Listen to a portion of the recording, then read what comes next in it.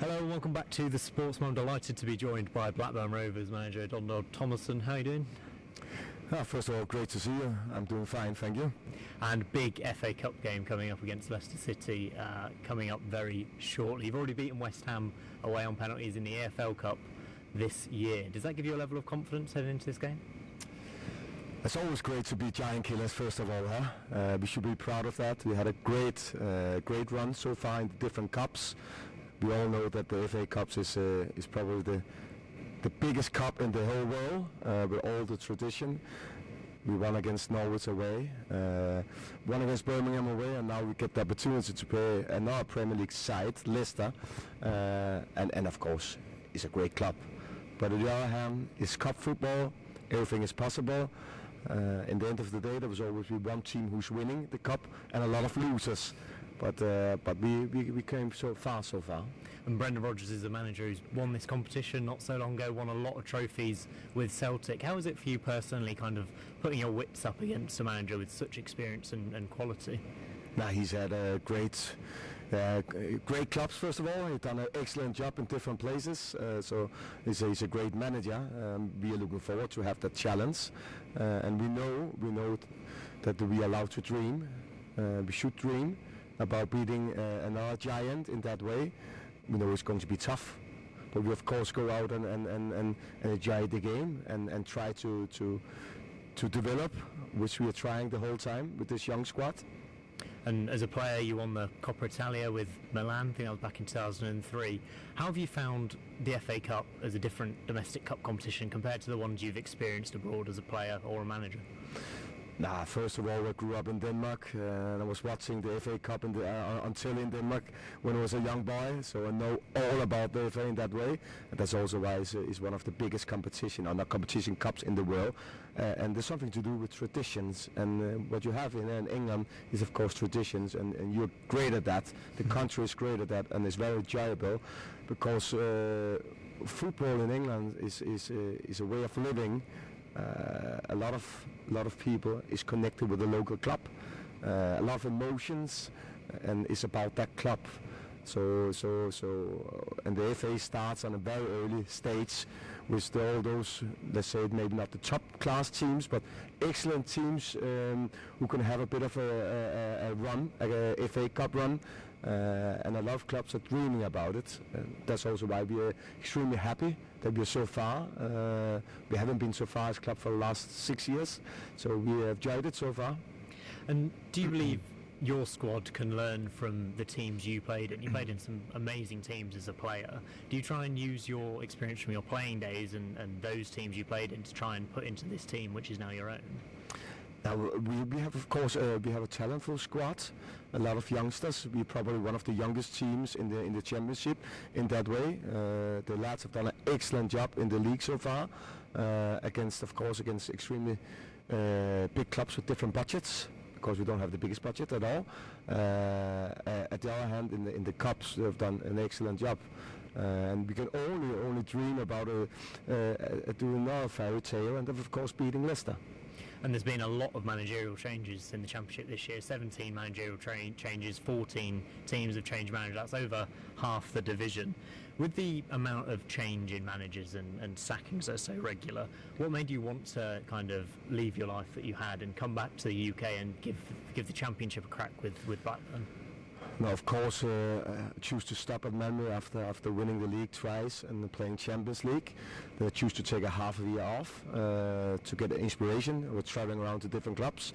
I was waiting for the right project, and I mean the right project. And when Blackburn came, I took the project because I think it's an interesting project. It's about making the club sustainable over time, creating value, working with young players, and doing it a little bit different than the rest of the clubs, because we need to do it differently if we have a chance with all the parachute money and the different budget in the league, because it's a great league, intense league, and very inconsistent league. But if we can do it differently, then we have a chance over time.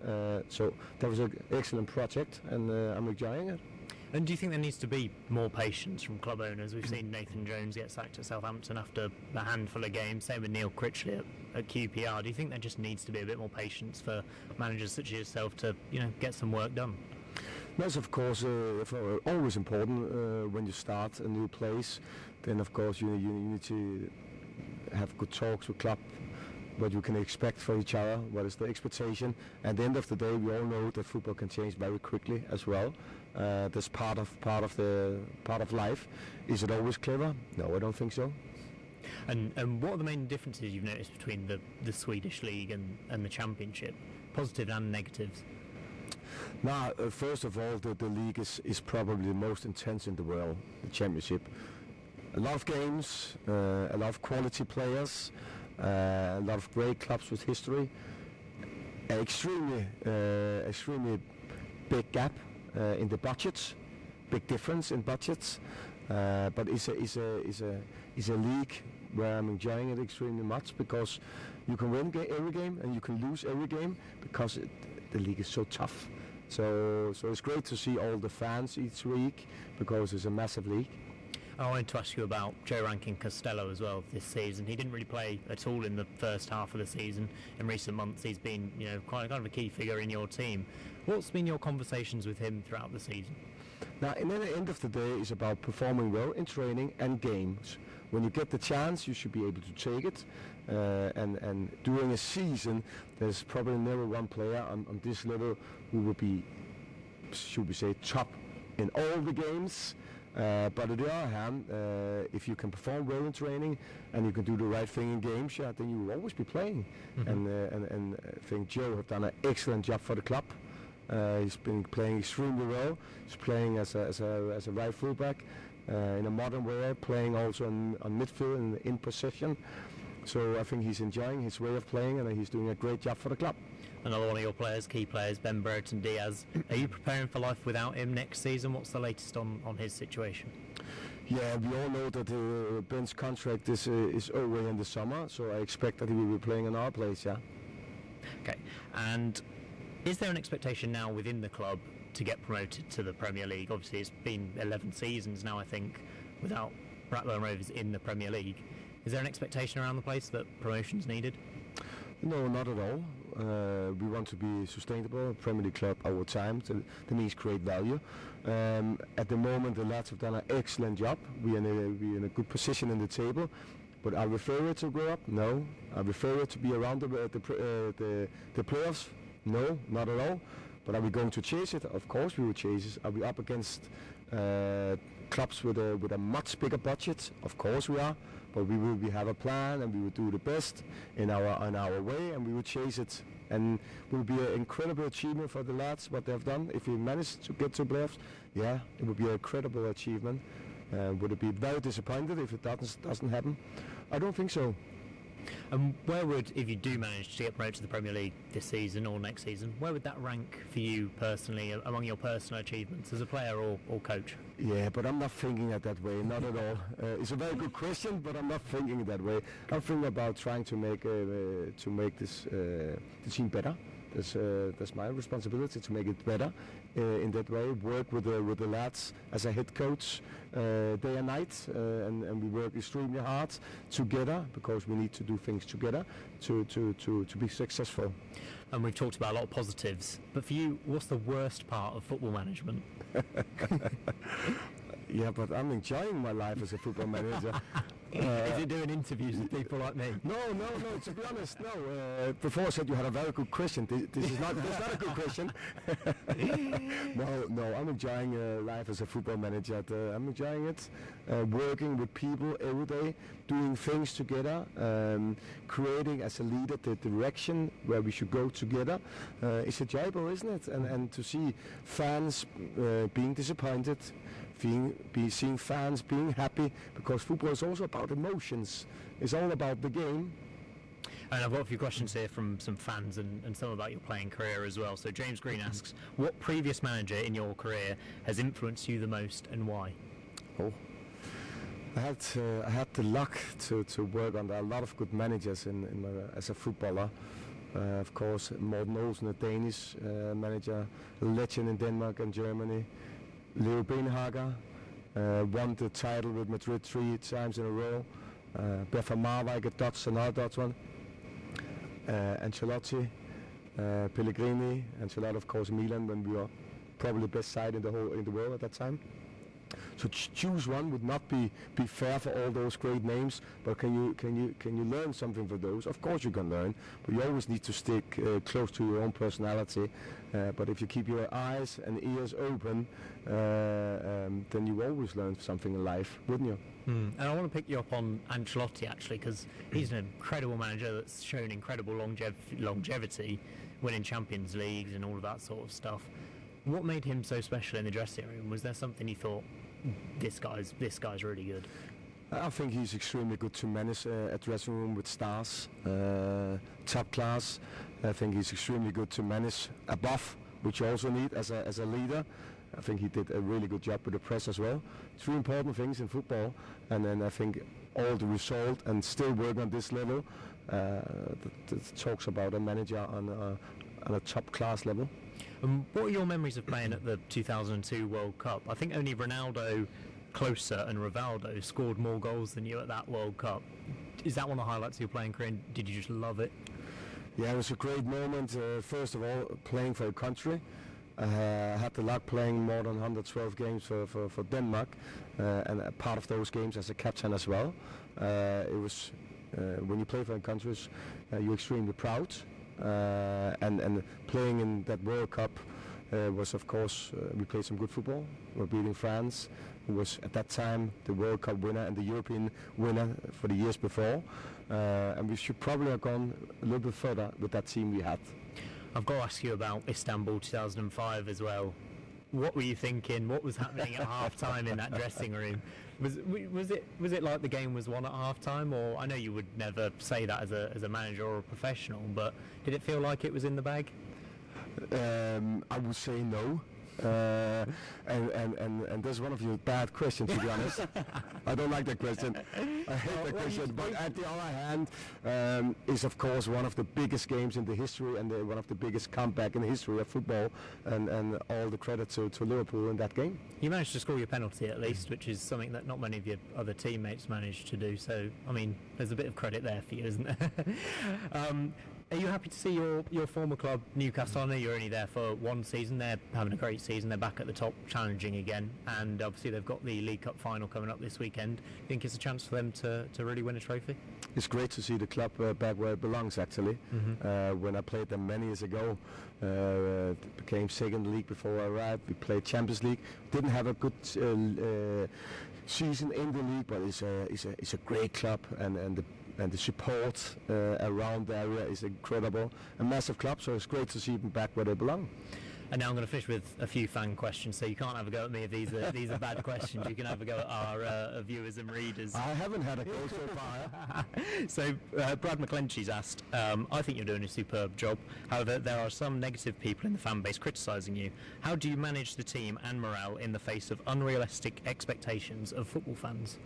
No, I think there should always be expectation, and fans should always dream, because this great club have a brilliant history, and we should never forget all those legends who play for this great club. And when you had great memories, you should stick to the memories.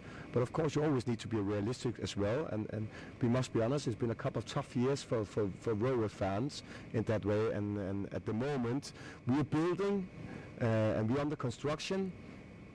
And are we in product yet? No, not at all. But are we making some great steps? I think so, with a very young squad in that way. And this, of course, just being stable the whole time, being solid in that way in your mindsets. And Greg Paul's asked, what is the role of the centre forward in our current tactical setup?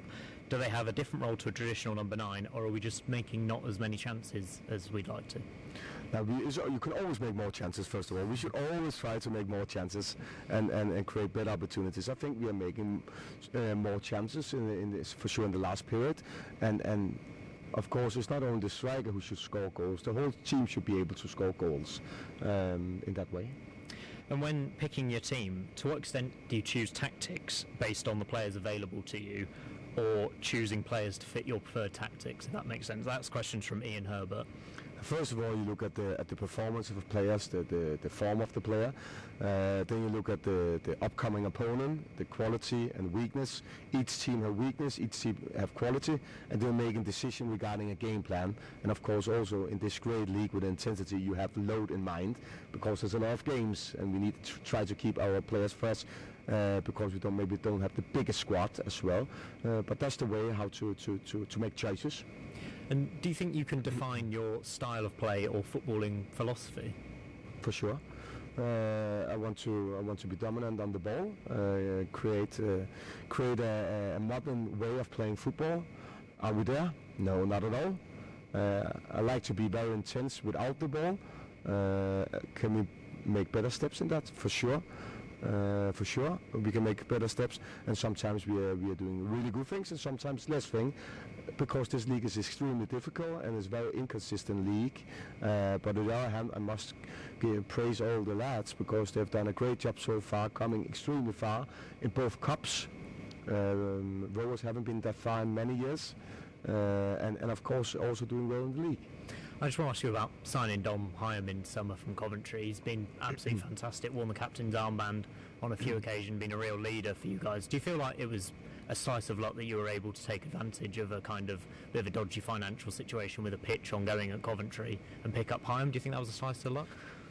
Nah, I'm very happy with Dom. First of all, I can remember he came in the day before Blackpool game, playing away, a local derby, and I started him immediately.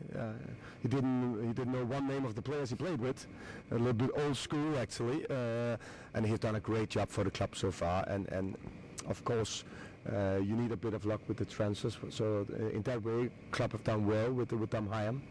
Yeah, and who is the best opposition player you've faced so far in the Championship this season? Now you have a couple of teams. I will not choose a player, I will choose a team. Okay. You have, of course, if you look at the league so far, most of the team are extremely inconsistent. There's only Sheffield United and Burnley who's been more or less stable for a longer period. So I think those two teams have done a good job. And has there been a manager on the touchline who you've been particularly impressed with? I know you mentioned Burnley, their company's done a brilliant job. Has there been a touchline manager you've really appreciated this season? Yeah, he's done an excellent job, and I think there's a lot of managers who have done a good job in the league, because it's a tough league in that way. But for sure there's one who has done a good job. We'll finally finish by, could you give your fans travelling to Leicester for the FA Cup game a message of hope and inspiration? Yeah, first of all, there's traveling, I think, around 3,000, probably something like that. I need to give the compliments to our fans because they're behind the club, and it's also a great moment to be at the Premier League ground as well, and those cup games, yeah, everything is possible in a way. You can be a hero as a player. You can write history as a player, and those things we need to chase. And couldn't it be great if it could be giant killers another time? Can you dream of Wembley? You should always dream big, but let's take one game at a time. That's the boring answer. Thanks very much for joining us, Rob.